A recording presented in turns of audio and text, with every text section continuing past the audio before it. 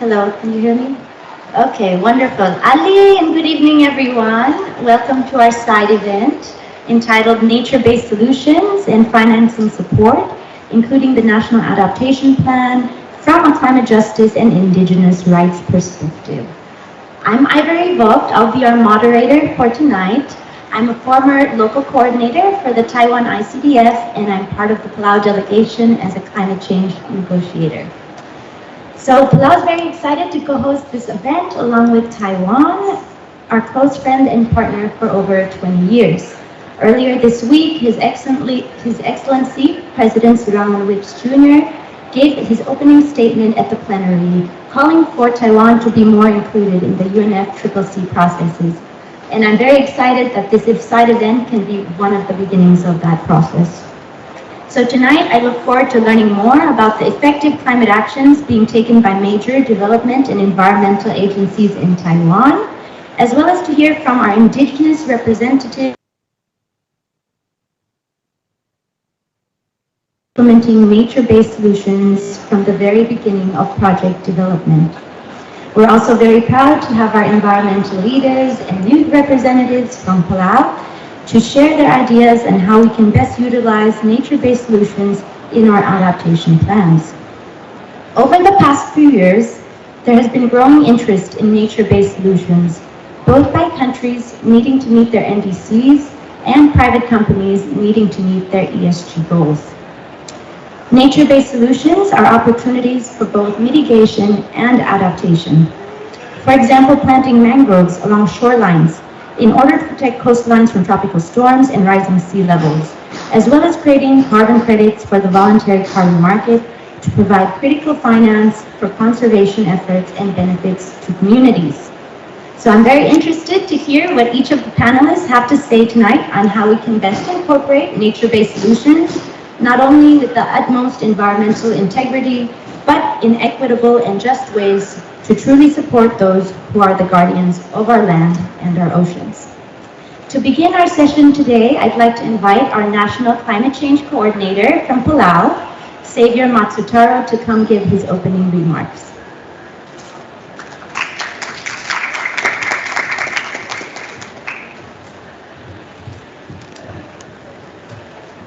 Thank you very much, Ivory, and a warm Ali and Nungil Gabsingay to everyone. First, I would like to acknowledge the the Minister, Honorable Minister Stephen Victor, Minister of Agriculture, Forest, I just drew a blank, Fisheries, Mafe. Ministry of Agriculture, Fisheries and Environment. Sincere apologies. Distinguished colleagues, ladies and gentlemen. So to start, the theme of the nature-based solution is something at the heart of Palau. It started in 1956 when the initiative started formally. But this actually happened even before then through a culture system called bull. And bull is when a species or a part of an ecosystem is not functioning properly, or the numbers of fish, for example, are dwindling. The chief would then impose a bull system, whereby the villagers would halt harvesting that type of fish or that sect of the ecosystem, so that it can recover. And this culminates in different ways, and it has evolved in some of big initiatives that have happened. The first one, the first major initiative is the Protected Areas Network. And the idea is to have a tax levy for visitors that come to Palau. They would pay this tax levy, and in return, that tax levy would then support and provide conservation resources to the states within Palau. The other initiative that was quite big and it's first of its kind is the Shark Sanctuary, which was enacted in mid-2000. The other one that was quite significant is also the Palau National Marine Sanctuary.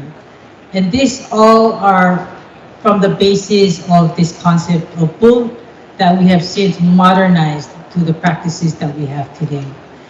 These are all considered nature-based solutions, although in the past it is something that we did without really having it a terminology in this context, but it certainly is relevant and applicable today. Conservation also serves to improve climate resilience, and it increases the ecosystem resiliency and its ability to absorb environmental shocks. And by that same token, for example, healthy reef system, if you protect them, in a similar manner to what was mentioned earlier with mangroves, they also protect the land from the sea. A healthy ecosystem that thrives, rises a little bit higher, thereby provides that natural barrier for the sea to protect the coastal areas from inundation during severe weather events. That concept of pull in terms of reducing fishing pressures when it's relevant and appropriate, with aquaculture practices to further conserve fish, is one of the ways in which we can increase fish stocks and also increase our food security. The government of Taiwan is a key partner in that regard, and through its projects and programs with aquaculture within Palau. So I just wanted to acknowledge that contribution, and without further ado, this is the story that I wanted to share for Palau. However, though there will be other useful insights I'm sure that we will get and gather from our panelists, and I will certainly look forward to hearing from them, and I hope you will do as well. Thank you very much.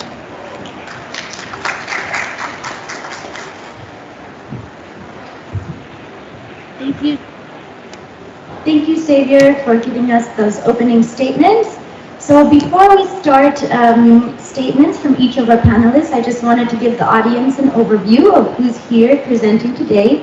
We have His Excellency Honorable Minister Stephen Victor, and then we have Alex Shai, Deputy Secretary General from the Taiwan ICDF. Then we also have, not joining us but via video stream, will be Shun Mei Yan, Secretary General from Mom Loves Taiwan Association. We have next to Honorable Mr. Victor, Mr. Alex Shi, from Taiwan ICDF, already introduced. Then we have Mr. Chang Yi from the EQPF, as well as Kao Lu from the Indigenous consultant for the EQPF. And next to her, we have Kenley Kenneth, our youth representative from Palau. So without further ado, I'd like to firstly invite Minister Stephen Victor to give his statement. So Minister Stephen Victor has his Master of Science in Biology and Bachelor of Arts from the University of Guam. Minister Victor has worked with the Nature Conservancy's Micronesia program for over a decade and served as the Micronesia Program Director prior to his government appointment as Minister. He has led work on community-based coastal fisheries management, development of alternative livelihoods such as aquaculture, introduction of fisheries data, and post-stock assessment in Micronesia, as well as tuna fisheries reforms, marine protected areas network design, marine protected areas management effectiveness evaluation. He has used his knowledge and experience in conservation and management to support our ministry vision of Palau, where sustainable food production and wise stewardship of marine and terrestrial resources enhances the well-being and economic livelihoods of all. Can we please welcome Minister Victor to the stage?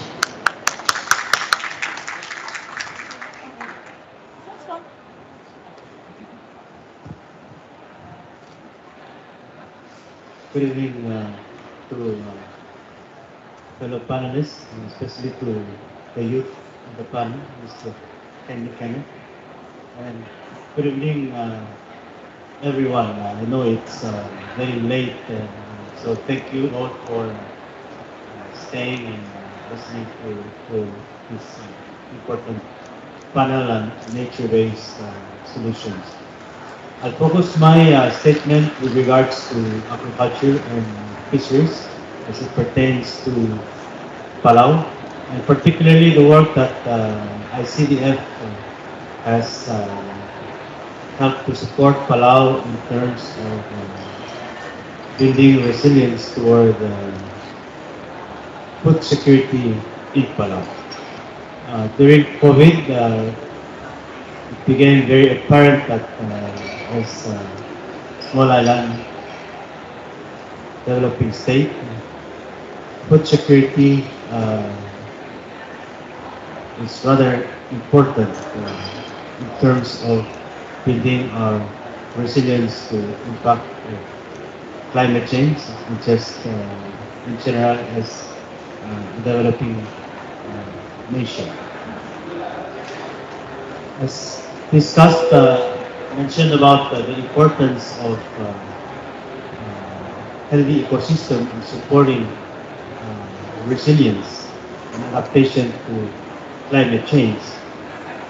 Our approach to developing both fisheries and agriculture takes that viewpoint in mind to ensure that the food we produce does not have a further negative impact on the environment, but more importantly, the food we produce is first of all safe, nutritious, and affordable to the local communities of Palau. Taiwan ICDF has supported Palau in terms of looking at type of crops that are viable in Palau, as well as type of livestock. We're introducing what we call an integrated farming approach. We know farming and livestock do contribute to global emissions if we don't do it properly. So rather than using intensive fertilizing, importing fertilizers from outside of Palau, an integrated farming approach aims to utilize the byproducts of crops that are produced as feed for livestock. In exchange, the waste from livestock production are in turn utilized to produce compost materials that are essential to improving the quality of soil for enhancement and ensure increased yield in crop production. Palau is an old volcanic island, has a very poor clay soil, and so adding additional nutrition to the soil is essential to increasing fertility of the soil. So this integrated approach of farming is a means to producing healthy food, but also adapting to changing weather conditions in Palau, as well as reducing costs to farmers, thereby decreasing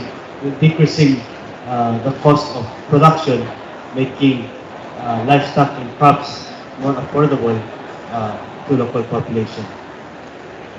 When it comes to fisheries, as Mr. Machutaro mentioned about conservation efforts in Palau. And Palau has a long history, and we're very proud of policies that have been put in place to support enhanced protection and management of our marine systems, particularly as it relates to mangrove, seagrass, and coral reefs as important source of carbon sinks for Palau, and potential to enter into carbon market as an additional financing to support adaptation project in Palau.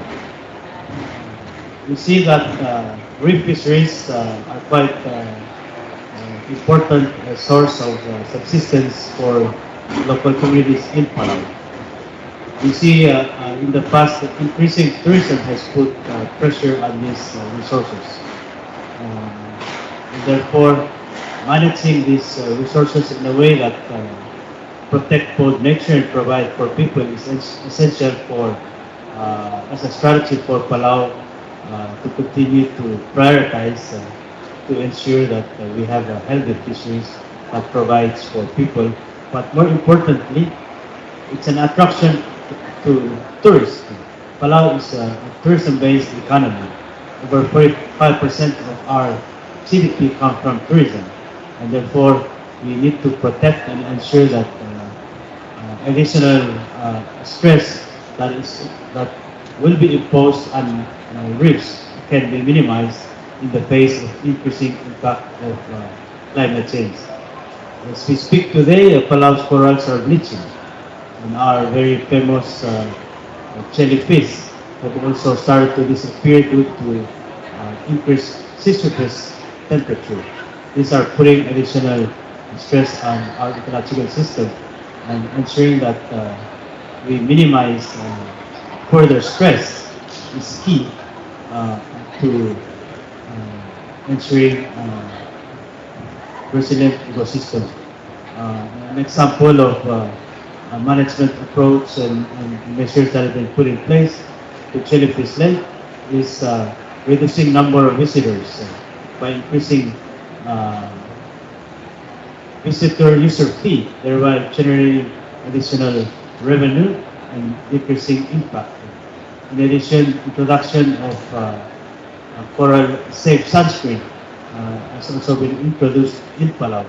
So these are management and adaptive mechanisms that Palau as a country has begun to implement in order to ensure the resilience of our marine systems that can continue to help provide for the people of Palau, as well as contribute to a more resilient blue economy. Thank you.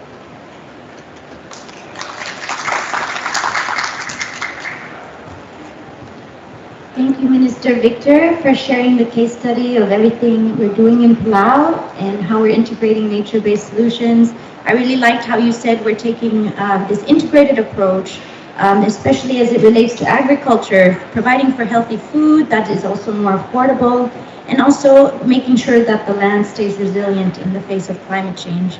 And of course, the overarching idea is the protecting nature and providing for people. So thank you so much for sharing. We'll save more questions for you till the end, but our next speaker that I would like to introduce is the Deputy Secretary General from the Taiwan ICDF, Mr. Alex L.J. Shai. Mr. Alex L.J. Shai has a background in financial management through the Amsterdam Institute of Finance from Holland, and he holds an MBA from Long Island University in the United States. He has experience as an advisor for the European Bank for Reconstruction and Development.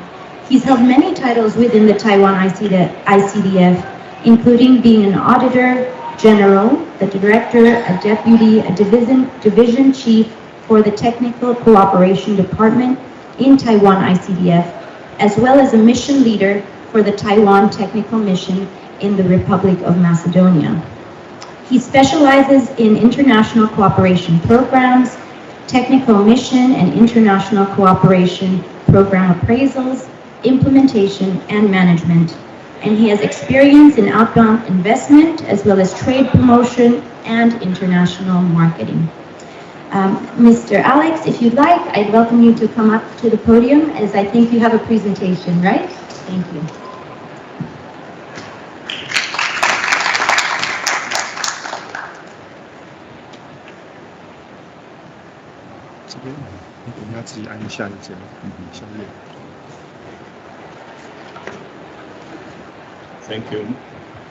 Thank you, moderator, for your kind introduction.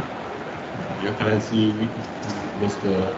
Minister Victor, and ladies and gentlemen, Adi, Brunei, and Wang. My name is Alex Xu, Deputy Secretary General of Taiwan International Cooperation and Development Fund.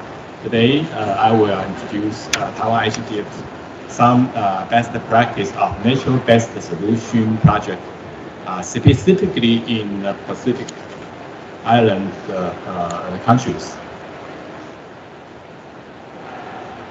I think the screen is still left on the previous.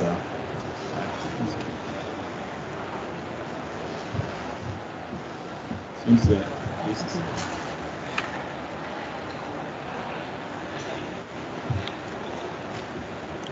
Sorry, now it's the technical solving time. 副重点就按下。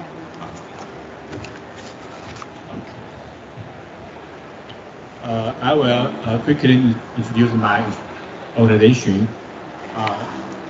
My organization is Taiwan International Cooperation and Development Fund, and based on Taiwan's past development experience and core values.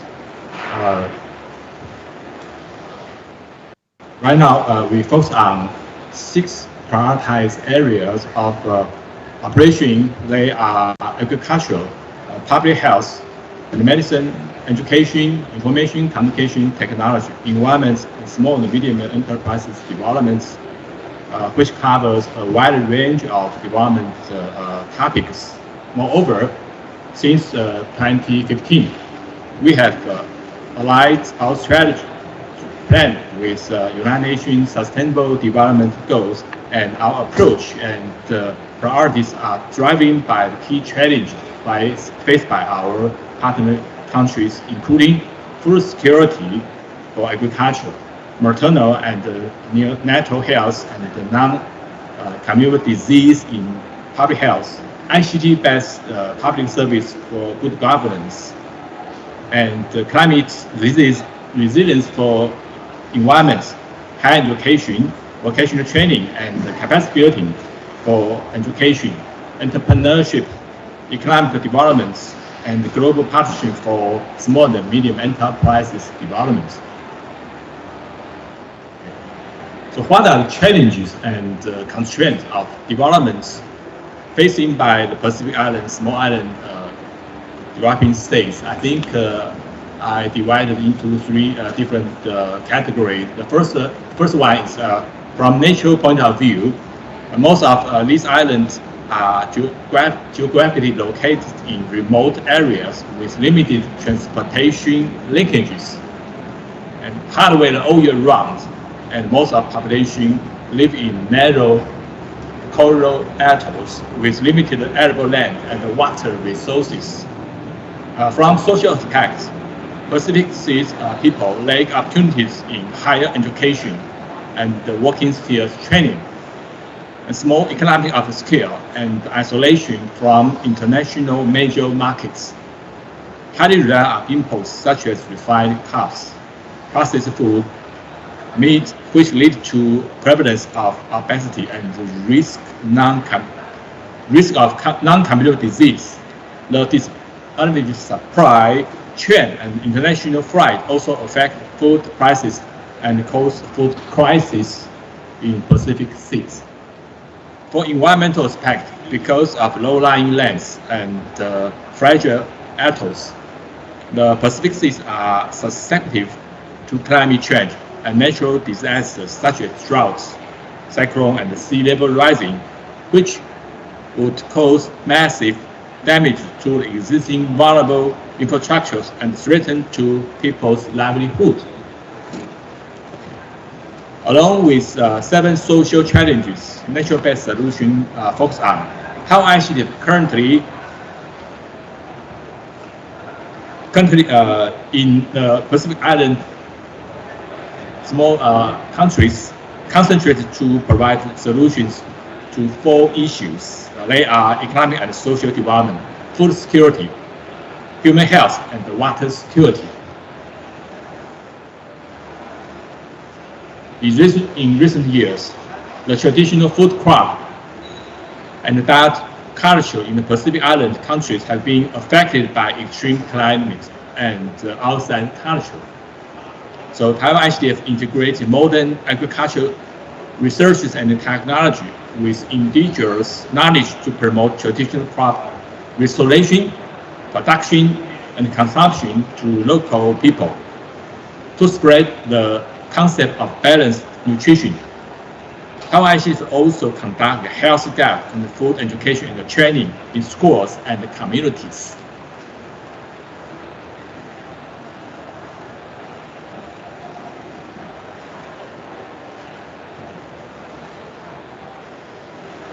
Sorry. Under the threat of extremity and the frequency of climate change, typhoon has frequently brought much heavier and intensive rainfall to Palau, which affects production of import traditional food crops, taro. Taro is not only traditional crop, but also an important cultural heritage in Palau.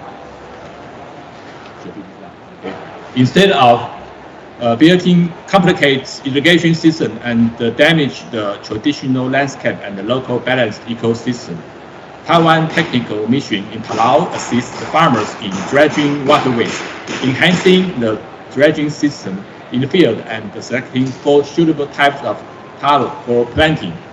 The project has successfully assisted 3 local women organizations to rehabilitate 3 hectares of taro fields under the threat of climate change. The extreme climate has changed the marine ecological balance, which has a huge impact on marine resources in the Pacific Seas, thus making their food security and social and economic development even severe challenges. In the face of gradually depleting marine resources in Palau, Taiwan actually invests resources to expand the diversity of local aquaculture species and improve aquaculture technology. In order to enhance the resilience of Palau's aquaculture fisheries, Taiwan actually also laid the foundation for the transformation of fishery from fishing to aquaculture. In order to enhancing the resilience of Palau's aquaculture fisheries, Taiwan actually also laid the foundation for the transformation of fisheries. In addition, we improve the production process of seedling and release fish fry into ocean to respond to Palau's blue transformation and the coastal fishery resources restoration policy. Taiwan actually has assisted 4 co-farmers to build a commercial rabbit fish farming model in the sea, expand the scale of farming and increase the production capacity of cage culture by 38%. The project also successfully built a local mass production model to rabbit fish and the grass shrimp fry, and cooperate with the coastal fishery resources of Palau government to release rabbit fish fry to improve the sustainability and the resilience of local coastal fishery resources. In Tuvalu, rainfall and the rainfall regions are unpredictable and inland freshwater resources is scarce. And due to low altitudes, seawater easily intrudes the groundwater layer, resulting in water quality deterioration and the soil salinization. Based on meteorological data, Taiwan actually assists to increase the water collection facilities to tackle the problem of insufficient rainfall, use crops planting tables and drip irrigation facilities to save irrigation water and prevent soil salinization, and supply shading facilities to reduce water evaporation. In the end, the project saved 20% irrigation water compared to traditional irrigation methods.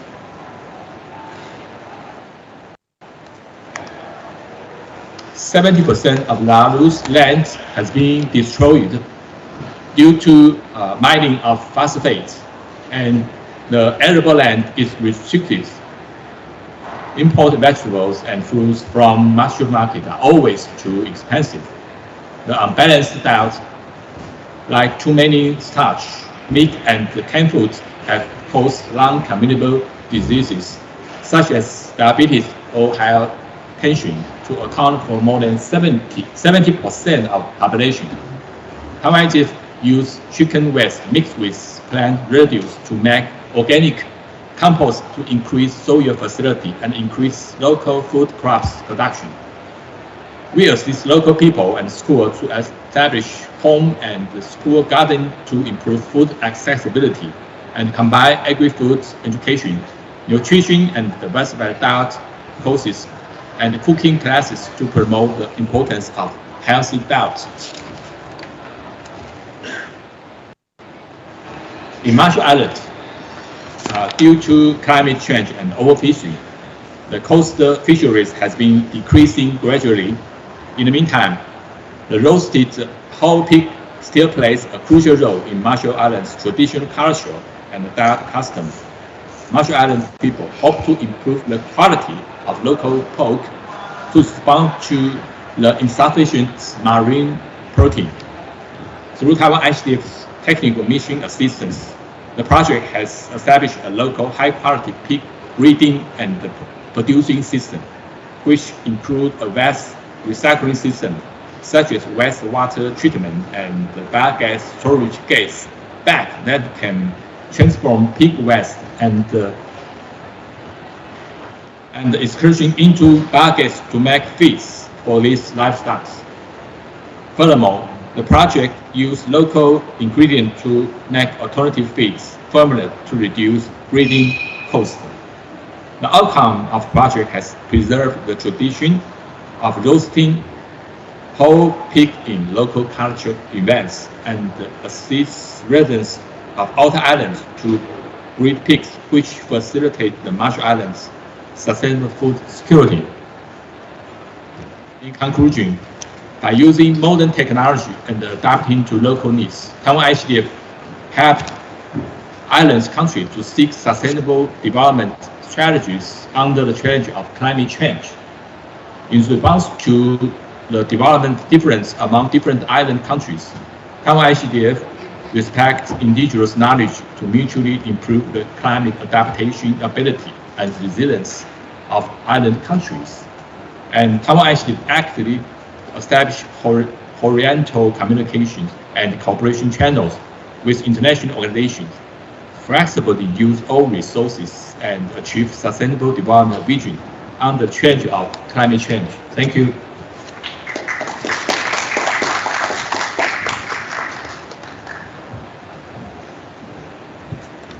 Thank you so much, Mr. Alex, for sharing the work Taiwan ICDF is doing in the Western Pacific. I personally have visited one of the projects that Taiwan ICDF has implemented in Palau, the Taiwan Technical Mission Agricultural Farm, and I know many of our Palau delegates here today also have visited. And it's really fascinating to see how you guys have solved some of our local issues, like we have the fruit fly issue, and through the methods that you mentioned, you're able to harvest fruits, vegetables that they actually serve at local schools in Palau. So thank you so much for sharing, and I really appreciate it as well that you're considering the indigenous knowledge that we have to share and implementing that in all the strategies that we do. So thank you so much. And our next speaker panelist is actually not here today, but she sent us a 10-minute video to share. So I'm going to ask my colleague Madeline to come and play the video. In the meantime, let me introduce her. So our next video speaker will be Ms. Chun Mei Yang, the Secretary General from the Mom Loves Taiwan Association. Her presentation video is called "And God Said Let There Be Light, How Renewable Energy Lit Up a Tribe in Darkness." Chun Mei Yang is the Director General to Mom Loves Taiwan Association since 2015 and served as the committee member of Energy Saving Actions in the Bureau of Energy, Ministry of Economic Affairs. She's also asked to be the member of the new Taipei City Climate Change and Energy Countermeasures Executive Committee and member of the new Taipei City and Environmental Education Review Committee. She's also a member of the Pingtung County Nuclear Energy Safety Supervision Committee. Chun Mei Yang graduated from the Graduate Institute of Journalism at National Taiwan University, and she used to be the senior reporter to TTV, Taiwan television company for 15 years. And as the senior news producer, deputy manager of News Department Eastern Broadcasting, she had also been the Director General to Fubon Cultural and Educational Foundation from 2003 to 2015. So without further ado, if we can stream this 10-minute video, I ask you all for your patience. I know it's getting very late, but I hope this is very interesting, and please save your questions till the end. Thank you.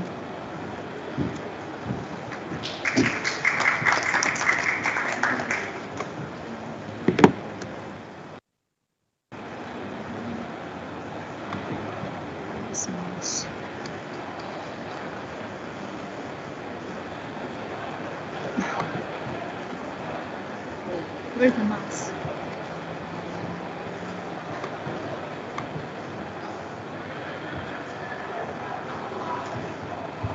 The mouse goes to the TV again.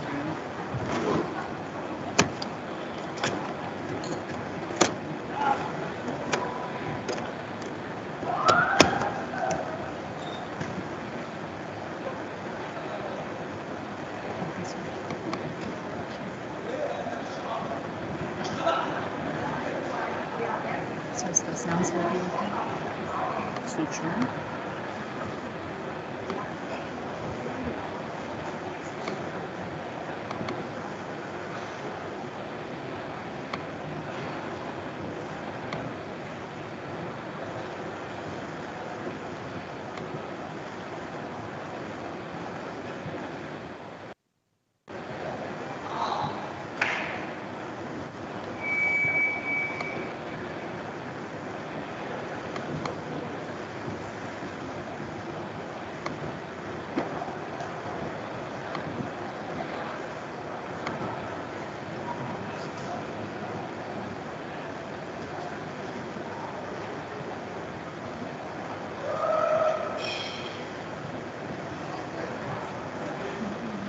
Yes. No, I think we need to do the video, right? Otherwise it will come. You have to postpone it, you mean? Yeah, you want to maybe only leave it to the last At the end? Okay, I'll talk to the technician now. Okay. Which one is the next? This one? Yeah, this one's the next. I'll call the technician. Okay. So we go to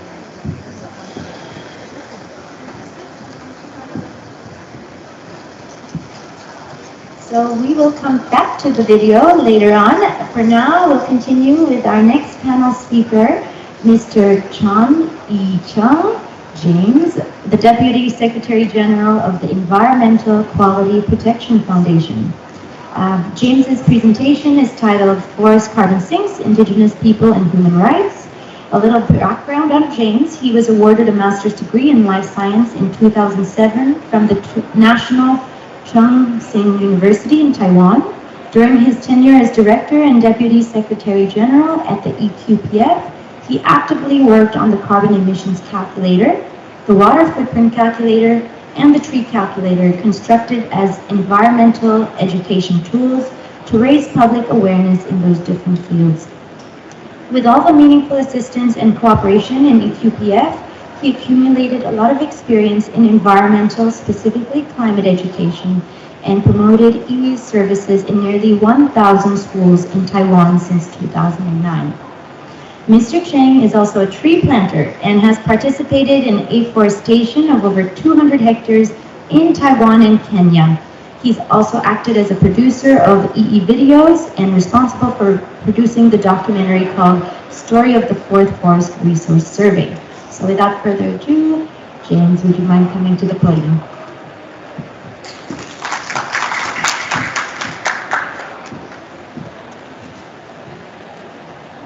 Okay. Thanks for moderator, and thanks for our lovely Palau friends. It's my honor to share what we are thinking in Taiwan. I'm Yizhan Zheng. Okay. In the beginning, we want to show our organization chapter written in 1984. Here has some Chinese words: 环境教育、气候变迁、生物多样性 and 森林保育. We focus on this issue and keep doing hard on it. In recent years, we further focus on environmental law and climate justice. We think the words of indigenous people may go through the above issue of this, that we care.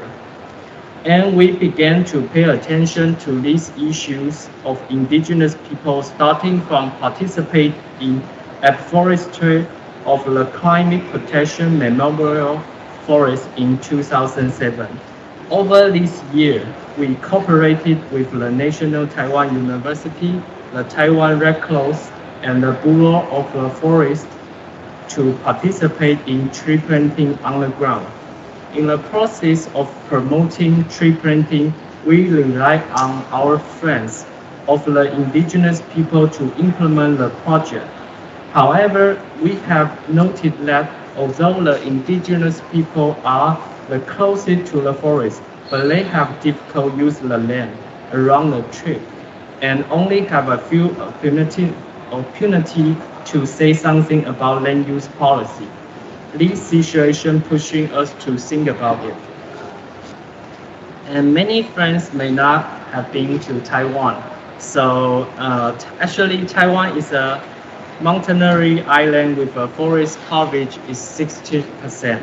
There are about 517,000 indigenous people living here. Most of the land live near forests and with nature culture. Most of their traditional territory are highly overlapped with a forest area. So if we talking about indigenous people in Taiwan and climate change, we must take an honestly look at the situation of indigenous people and the meaning of the forest in Taiwan net zero pathway. And here is a net zero pathway about Taiwan in 2050. Net zero emission doesn't mean no emission, but those greenhouse gas that can no longer be reduced must be offset by carbon sink. But the 2050 net zero emission pathway and strategies proposed by the Taiwan government focus on the sector related to reduction. We didn't pay enough attention to consider the maintenance and improvements of nature carbon sink and in relation with indigenous people. We all know that indigenous people live with nature, and nature carbon sink are the key to net zero. Last year, Glasgow Declaration already recognizing the right of indigenous people and local community and push us to support sustainable forest management and resource-based payment, financing land, and empower indigenous people is the key we must to think about it. But because of the Taiwan Forest Act, hold that forests principally belong to the nation, and up to 93% of the forest is public land. So the indigenous people are isolated from forest relation mitigation and adaptation policy, and no mechanism to obtain the fund and resource for climate adaptation, technology, and capacity building knowledge at all. We must emphasize that without the participation and engagement of indigenous people, it is not possible to achieve the net zero goal. Here is some of the pictures. We promote the climate education in indigenous people's school in the east part of Taiwan. They look like the general elementary school students, like non-indigenous people, and began to forget their tree culture. We believe that more than 50 years later, they will no longer have the ability and knowledge to return the forest and join the natural resource management as their ancestors. This is climate injustice. So right now, we think the climate change responsible law is being revised process in Taiwan, and here is a great chance to admit the special status of and the rule of indigenous people under climate change. we emphasize that any investment, benefit sharing, and governance of forest carbon sink should respond to the contribution of the indigenous people, no longer the past or the future. Future contribution about forest carbon sink maintain or increase. Finally, we hope Taiwan can start from setting the indigenous people adaptation fund in first step as a first step. Thank you. Okay.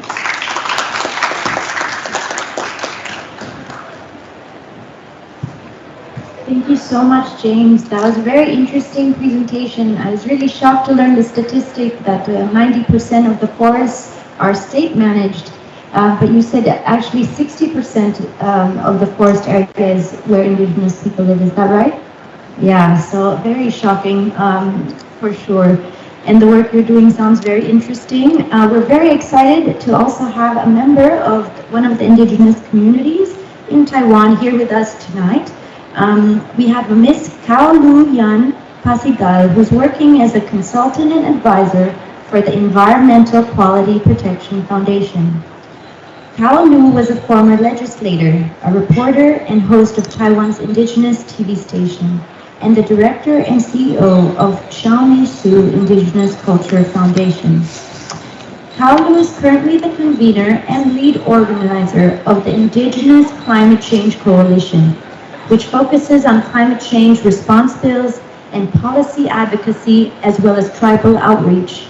Cao Lu has long been a fierce advocate for indigenous rights, the land back movement, anti-racial discrimination, transitional justice, and environmental issues. During her tenure as a legislator from 2016 to 2019, she vigorously advocated and promoted indigenous ethnic education, the return of indigenous land, protection of indigenous traditional knowledge, language development, cultural asset protection, and renewable energy development. Can I welcome you to the podium, Cao Lu?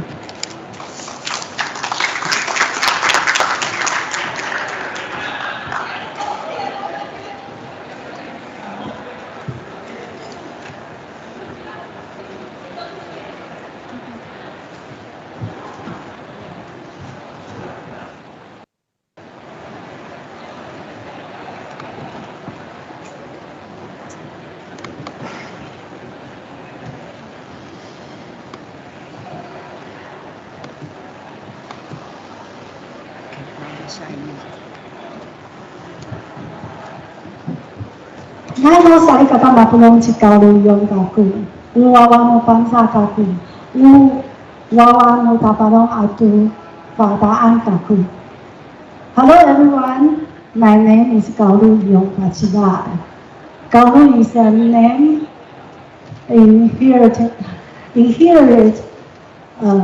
from ancestors who is priestess that can communicate with the spirits of all things and other gods.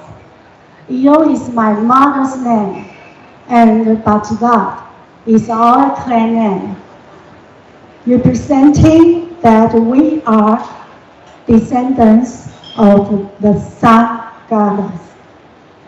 My name tells me that our people revere the universe, respect nature, and that our people live and die with the earth. However, due to the restrictions of Taiwan laws, we have been unable to maintain our own homeland for 130 years. And many tribes have been forced to relocate only to witness the destruction of our dam, mountains, and the forest. Now, due to the huge impact of climate change, every typhoon and every drought deeply hurts many tribes. In this slide, Typhoon Mora caused heavy losses and the casualties. A village buried, and many people, 400 people buried alive, and 15,000 lost their homes. We live on the four lines of climate change, but are some of the least carbon emitting group. Why? In Taiwan, only 2% of population is indigenous, which is a little less than 600,000 people. And 60% of the land is forest area in Taiwan, almost all of which reside within the traditional territories of indigenous people. However, 90% of the unceded land was forcibly seized by the national government and became so-called state-owned land. So the deforestation that occurred 60 years ago forced indigenous people to sever their connection to and guardianship of their land, traditional territories, and the nature resource. This day, indigenous people have still not had the opportunity to participate meaningfully in climate change related initiatives. For example, there are no forest law regulations, and the enactment of the subsidiary laws of the indigenous people-based law was delayed 17 years. In particular, the indigenous land and the sea area law and the indigenous national autonomy law have yet to be passed and has faced various developments. The current law will only cause tribe infighting. This is the dark side of the legal system. This year, the Taiwanese government actively promotes the passage of climate change response law. However, in the enacted law, there is no mention of indigenous peoples, nor is there any mention of indigenous people contribution to the land and the natural environments. It even ignores the fact that indigenous peoples are deprived of their land and instead ignorantly focus on corporate carbon reduction and insensitive, and the development of advanced technology to combat climate change, leaving out the fact that the ancient wisdom of our ancestors is one of the best solutions to today's environmental imbalances.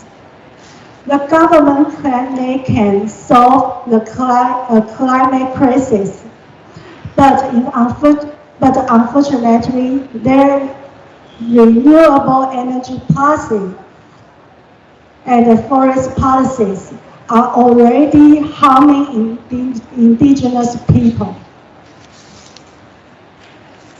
We can look at that. The government and the consortium can cut down forests and for covering solar panels in indigenous territories territories. This is in my hometown, and this is small one. This is small one. So, in order to protect indigenous land, the Taiwan Indigenous Climate Change Coalition has been negotiating with government for nearly a year now. We had several press conferences and gathered indigenous rights groups for Climate Change Act. And we pushed the legislators hold legislative public hearing and attended the hearings. Under efforts of TICCC, the government has started to pay attention to the rights of indigenous people. It is a great first leap. It is expected that the Taiwanese government will be the first country to respond to the Glasgow Declaration. It introduced the indigenous rights mechanism and established an indigenous climate fund to enable indigenous peoples to participate. We have 5 demands to tell the government. This is about traditional justice, about how to face the climate change, about the indigenous people FPIC, the rule. I want to tell you all that we indigenous people must all dance in a circle. Means no one will be left behind. So, there's no climate justice without indigenous justice. And that begins with returning our land. Thank you.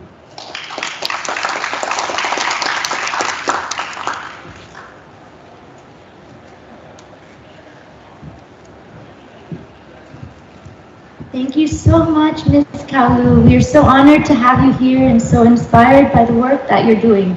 It's really, really important to hear voices and really get examples of what's going on the ground. And it's really kind of you to have such an open and honest conversation with us tonight about what's really going on. And I think it's an open invitation for us as well to be critical of wherever we come from and the governments that we're a part of, and be willing to share these stories on international platforms like this. So thank you so very much. I really, really appreciated your presentation. I can either go to the video now or go to our youth representative. Shall we try the video again? Okay. So we're going to be showing the video from the Deputy Secretary General from the Mom Loves Taiwan Foundation, from Ms. Shun Mei Yan.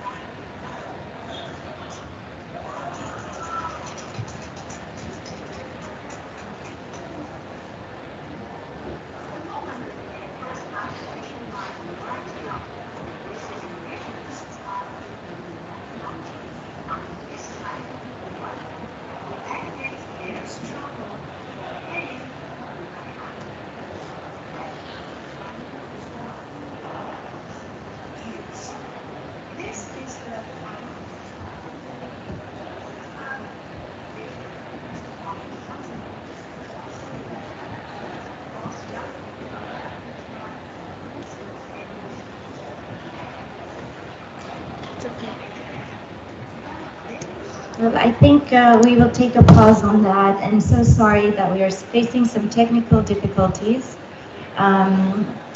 Yes, relay our apologies to Ms. Shunmi. So our last speaker tonight is our very own Kenneth, a good friend of mine from our very own Palau, a strong oceans and climate change advocate. He's our youth representative as part of the Palau delegation. And I'll let him introduce himself. Would you like to come up to the podium, Kenley?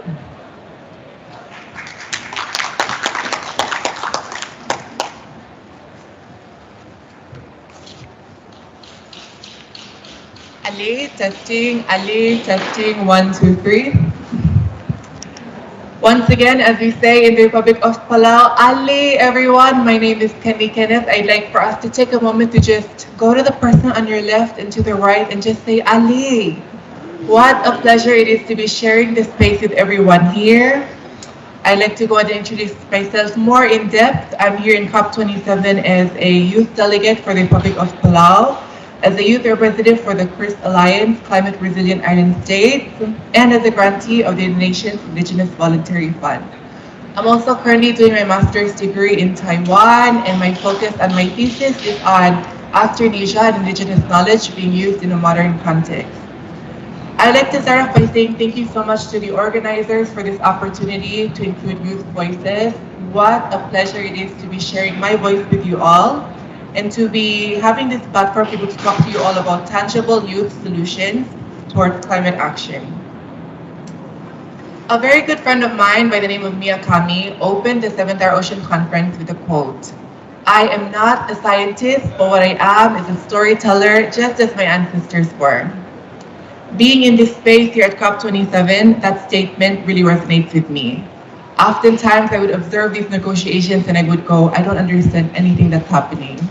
Maybe if I was a scientist, they would take me more seriously. Maybe if I was older, they would take me more seriously. But as a youth, I feel that my voice is very important and it matters in these spaces. So here at COP27, I often question my capacity, but I'm pleased to report that with each and every COP that passes by, the presence of youth in international spaces increases and becomes more and more prevalent. So you might be asking yourself, Kenley, what does this have to do with nature-based solutions? Don't worry, I'll go ahead and tell you guys. In the Republic of Palau, the youth from an early age are taught to look towards the environment around them with appreciation. I remember growing up and hearing references such as Amasay Adalalatali, which means the taro patch, as Deputy General had mentioned, is the giver of life, the sustenance, and refer to the taro patch as our mother. In tandem, we'd also hear Adaw Badamat, which means the ocean is our father. So it's kind of hard to be ignoring the environment. It's kind of hard to not be a very big advocate for the environment when you're a Pacific Islander and when you're Palauan, because our culture, our heritage, and our tradition is very much intertwined with the environment. Naturally, nature-based solutions can be seen deeply intertwined with the Republic of Palau's rules and regulations, and as the National Climate Change Coordinator had mentioned, in 1956, the Republic of Palau put forward its first rules and regulations that advocated for the ocean and for the environment. If you guys have had the opportunity to visit the Pacific Pavilion in the next building, you guys will see along the side of the wall a beautiful picture of Palau's 70 islands, which is Murgowid. That's the UNESCO World Heritage Site, and I'm very proud to say that I'm from an island that puts a very big emphasis on the environment and puts a very big emphasis on its people. The role of youth in climate action can be seen through numerous programs funded by both our local government as well as global partners such as Taiwan. Some of these organizations with a great emphasis on youth include U'alyar of Angar State, which aims to empower, mobilize, and build self-determination amongst youth in our community, as well as Abia Society, which puts the main goal on the education of environmental protection and proper management of natural resources through indigenous knowledge. Current projects include terrestrial management reforestation, turtle monitoring, marine debris monitoring and education, and summer camps which teach indigenous knowledge to youth such as myself. From teaching young people how to plant taro to teaching young people how to fish, the importance of youth can be seen in Palau's rules, regulations, and policies. I'm able to bring home the knowledge that I gained here at COP27 and apply it towards the nature-based solutions that we're applying back home in my island of Palau.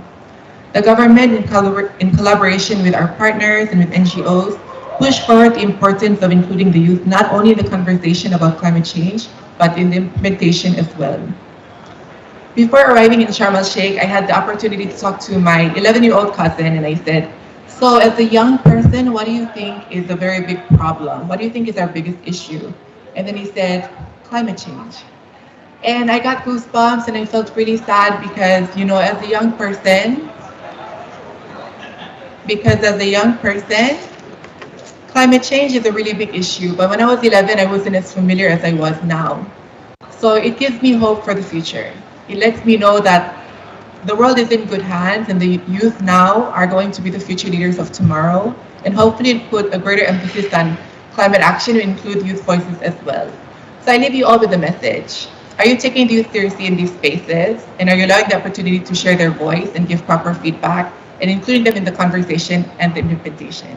Thank you so much.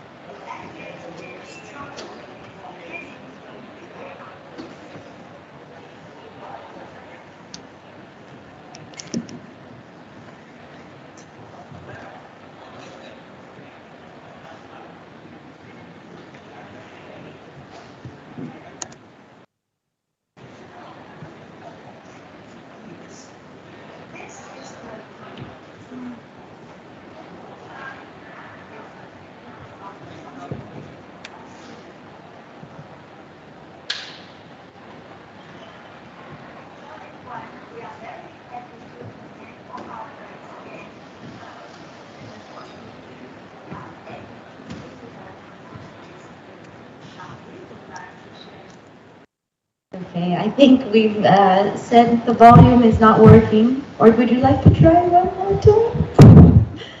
First of all, thank you so much. Thank you so much, Kenley, for representing us so well. We're so proud of you over in Palau. And I would say this has been a really interesting panel discussion. Our next part is just to open the floor to the audience to see if you guys have any questions for the panelists in particular. Would you like me to share the video? Okay, let's try the video one last time then. Stories today. These two stories, each involving one indigenous tribe in Taiwan. One might be a classic story of nature-based solution, but they are the stories that give us opportunities to reflect on our mission to achieve energy justice with the help of ancient wisdom. We all know the important role electricity plays in our life. This is a photo taken by NASA, and it shows what our Earth looks like at night time everywhere in the world. Anywhere that's not dark is where there's artificial light powered by electricity. According to the Energy Progress Report 2022 issued by the UN, the share of the world's population with access to electricity rose from 83% in 2010 to 91% in 2020. We can tell from the photo that the brighter a place is, the richer that area is, and subsequently the more energy they consume, such as the coastal cities in China and the west side of Taiwan. Taiwan only has one energy company, Taiwan Power. 99.7% of the population in Taiwan has access to electricity powered by Taiwan Power. And the third story we are telling you today is about an indigenous tribe that belongs to the other 0.3% of population, where Taiwan Power's energy grid cannot reach. They called themselves the Dark Tribe. 大家看好，好，3、2、1。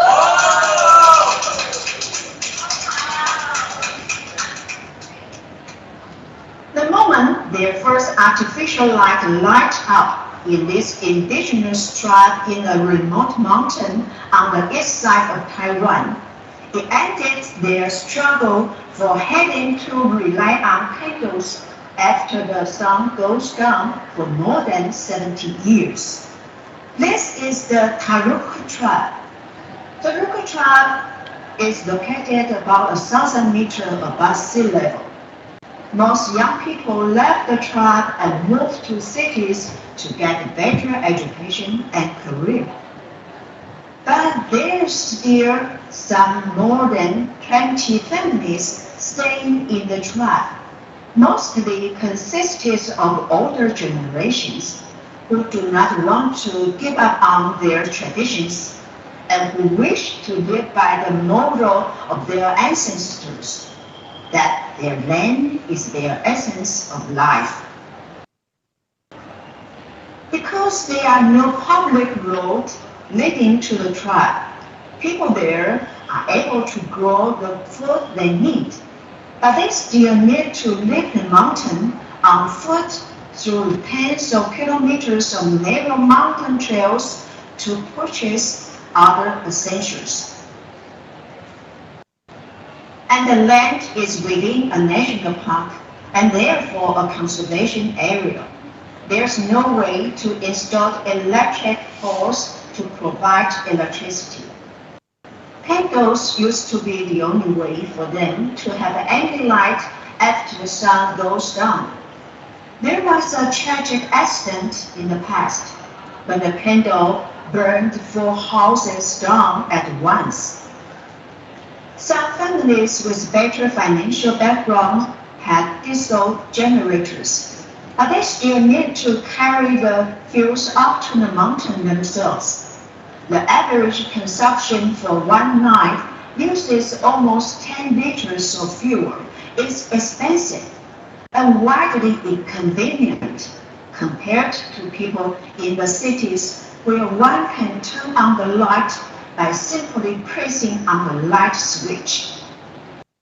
Ironically, even though these indigenous tribes never used any electricity powered by Taiwan Power, but they are almost always the most affected by Taiwan Power's decisions on locations to store the nuclear power waste.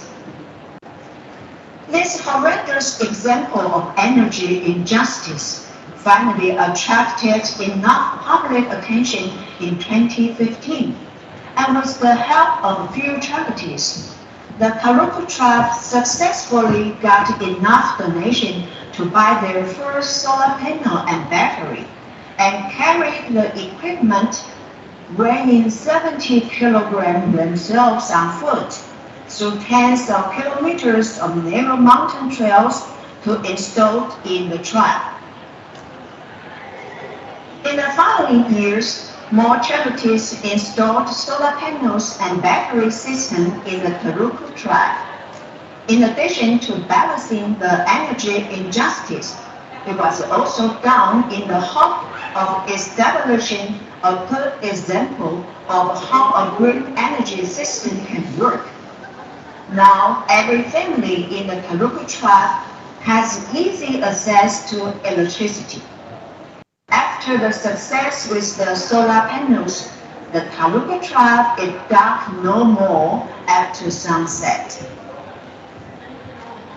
With an increased interest in hiking in recent years, more and more people from the cities started to explore the mountains more, and their encounter with the Taruku tribe prompted some families in the tribe to provide accommodations and guided tours to these hikers. The culture and tradition of Taruku tribe are learned by outsiders through sensitive and comprehensive tours, and the tribe has become lively once more. However, not everyone welcomes the convenience of modern electricity. In the south of Taiwan, the Palau tribe belonging to the Taiwan indigenous people is located 810 meters above sea level. They preserved one of the largest group of traditional stone slate houses in Taiwan. Due to the inconvenience of being so remote in the mountain, most people of the older Palau tribe moved out of the mountain in 1974. There were some who still feel connected to the land of their ancestors and visited the old tribe often to tidy up and make use of the agricultural land. In 2009, Typhoon Morocco brought an extreme amount of rain that triggered enormous mud flows and severe flooding throughout southern Taiwan. The new Palau tribe on the plain was destroyed, but the old Palau tribe was miraculously almost unharmed. The Palau people believe that it's because of their ancestors' race on the old land that the old tribe was able to survive. They started to go back and rebuild the old tribe, but they rejected Taiwan House's attempt to fix the electricity system for them. They believed the accepted modern electricity brought disturbance to their traditional tribal life and negatively affected the natural habitat. They decided to keep only a basic electricity system for basic needs and have radio for emergency. In 2020, the Palau tribe embarked on a journey of installing solar power system in the tribe with a sustainable approach. Back in 2016, Rural Monuments Fund listed their traditional stone slate houses as a cultural heritage site.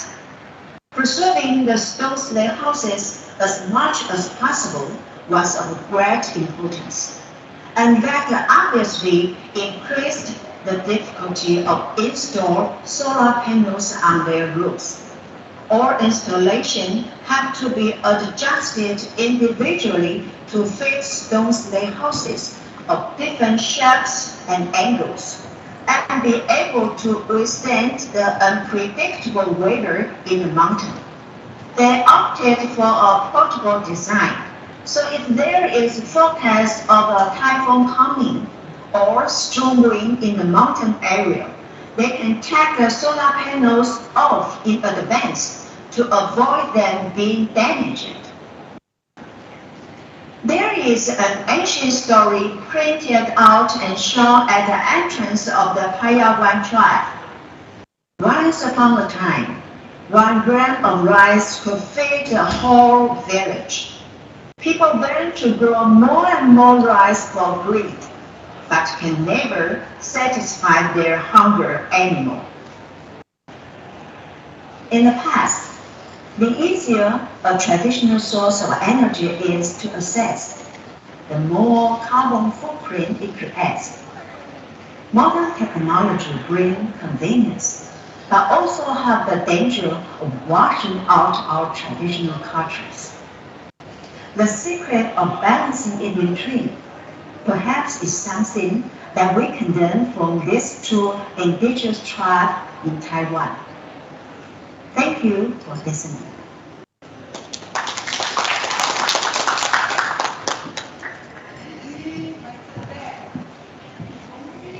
Thank you to Ms. Shun for sharing those 2 case studies. I just want to quickly open the floor if anyone has questions from the audience before we close this evening. Any pressing questions or maybe comments that you found inspiring from some of the speakers of this panel? We have room for maybe 1 or 2 comments or questions.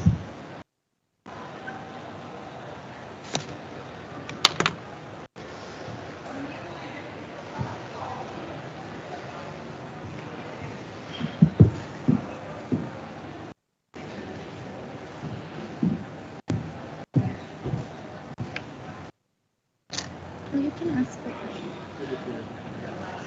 Oh, okay. Yeah. Thank you so much for the very moving presentation, and I'm so inspired by the work that Taiwan and Taiwan indigenous people. I'm from indigenous people from Malaysia. I'm a Temuan people, and I like to give a comment and also some question. I'm so inspired by the work what you done, and especially the indigenous people in try best you can to to be heard, your voice to be heard by the government, because this is a common problem that's happened in many countries, especially indigenous people that small population, and we're not part of the problem, but we are part of the solution, and we need to listen to our wisdom to work together. And I think and my question is to indigenous people in Taiwan, and how do you manage to bring people together and do a stage of protest for 4,000 days?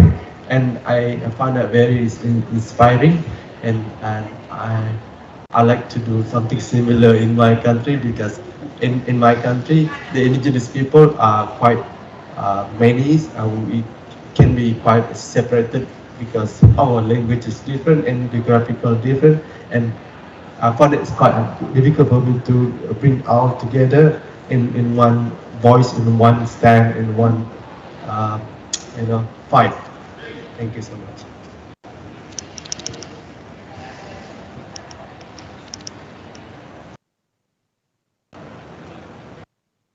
May I have a translation? OK， 我先用中文讲，就是说，我长辈告诉我说，原住民族的权益不是凭空得来的，就是说，我们现在所拥有的都是30年前、40年前的前辈努力得来的，而我们。Okay, Ms. Kalu just mentioned about the indigenous people right must earn by themselves. This is what her elder tell her.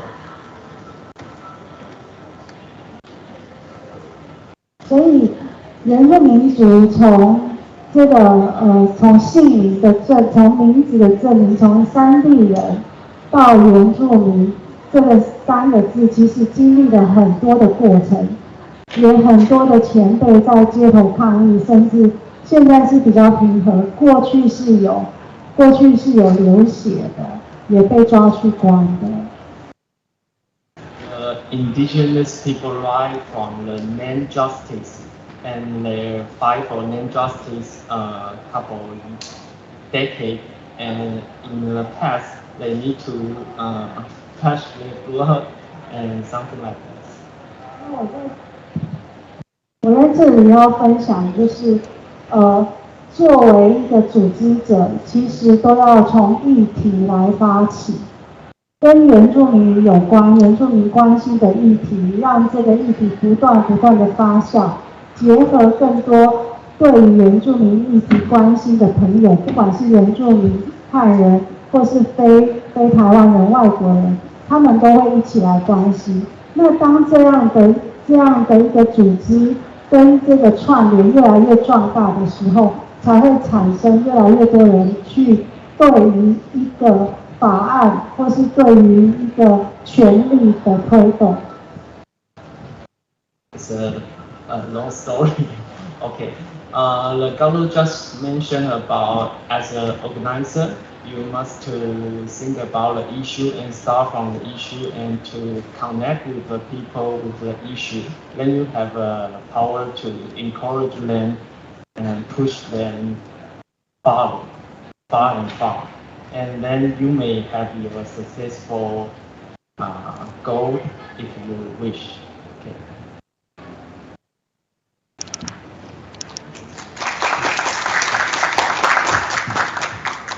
Thank you for your question. Do we have any remaining questions in the audience? I think everyone is a little tired. So let me just offer actually the floor to first closing remarks from Mr. Alex from Taiwan ICDF.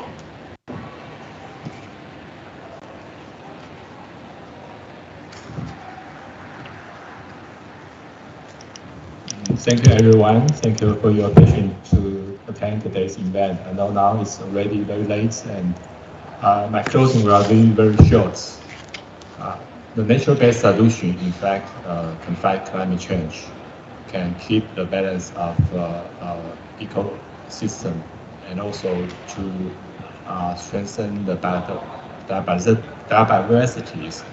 And also the nature-based solution can increase the wealth and reduce the poverty. And people should get along with the nature, and the nature, in fact, support our life systems. So from now on, I think not only the nation, from any society and the individual people should protect and restore the nature. We all understand that in the past, because of our misbehaviors, so we made a lot of destructive activities to the nature, like deforestation, like so many soil has been degradation, and also for marine resources have been overfishing, and mangrove or even the marine coast resources all are gone. Now I think it's a very critical moment for all our people to work together and to improve our management of natural resources. And also, I think most important, we should adjust our past behaviors. We should avoid, for food, we should avoid to waste the food. According to the statistics, each human, waste 1.5 billion tons of food. For this food can, in fact, can feed for all Africa's hungry people. So we should change our misconduct, and also we should especially respect local and indigenous people's knowledge, their wisdom.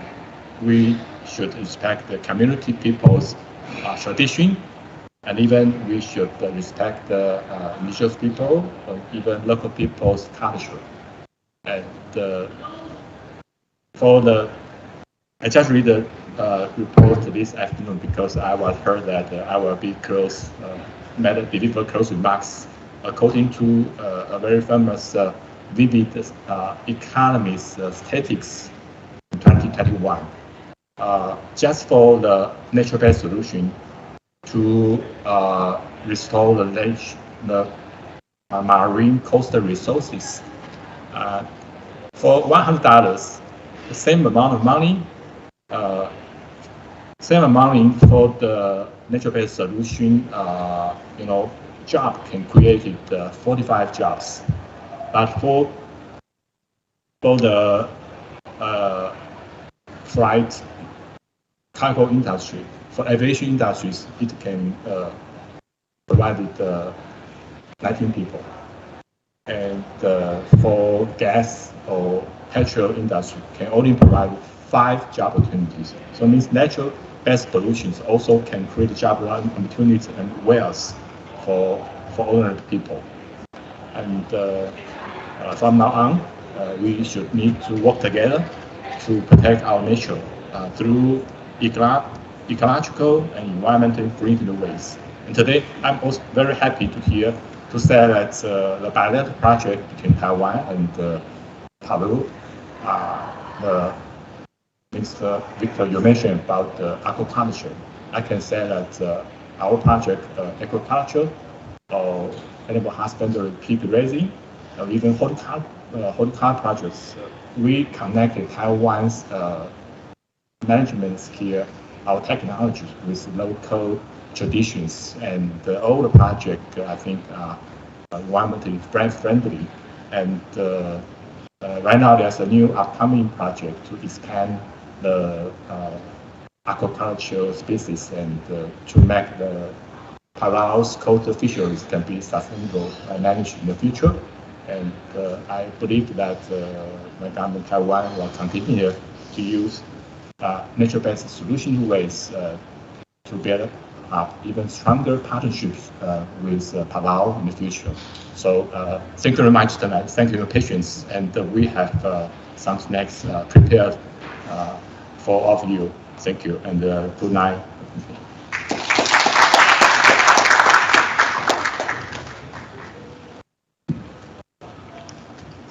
Thank you, Mr. Alex, for your closing remarks, and thank you to the panelists. If we've learned anything tonight, the indigenous peoples are really the guardians of our land and our seas, our forests, our mountains. Thank you for sharing case studies from both Taiwan, from the Pacific as well. It's been really, really interesting, and thank you for including us youth in this event as well. And I just really want to give you guys another round of applause, so I invite the audience to thank you one more time. That concludes our event for tonight. Thank you very much.